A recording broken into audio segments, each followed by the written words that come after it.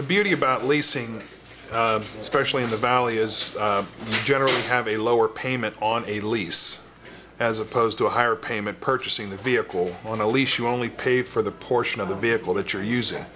So if you don't drive a lot of miles and you like getting a new vehicle every 2-3 years, leasing is definitely the way to go.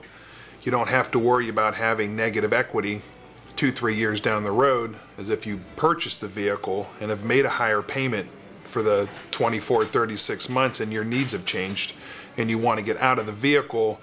It's, it goes by the market value, what your vehicle is worth compared to what you owe on the vehicle, and those two generally don't coincide together. So if you want to turn your vehicle over every 2-3 years and you drive a reasonable amount of mileage, 12,000, 15,000 miles a year, leasing is definitely the way to go. Anybody can assume your lease at any time.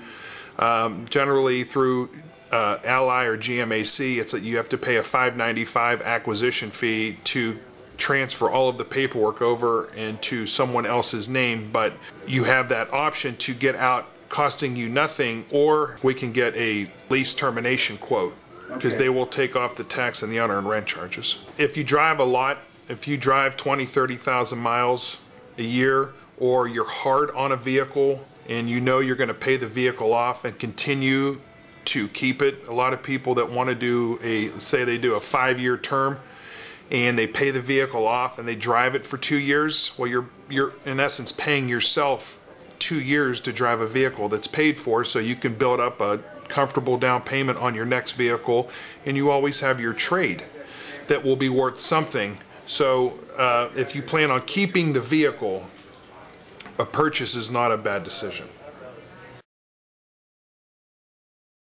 When there's a lease pull ahead, and you'd have to be financed with GMAC on a pull ahead, a U.S. bank lease, you cannot pull ahead on.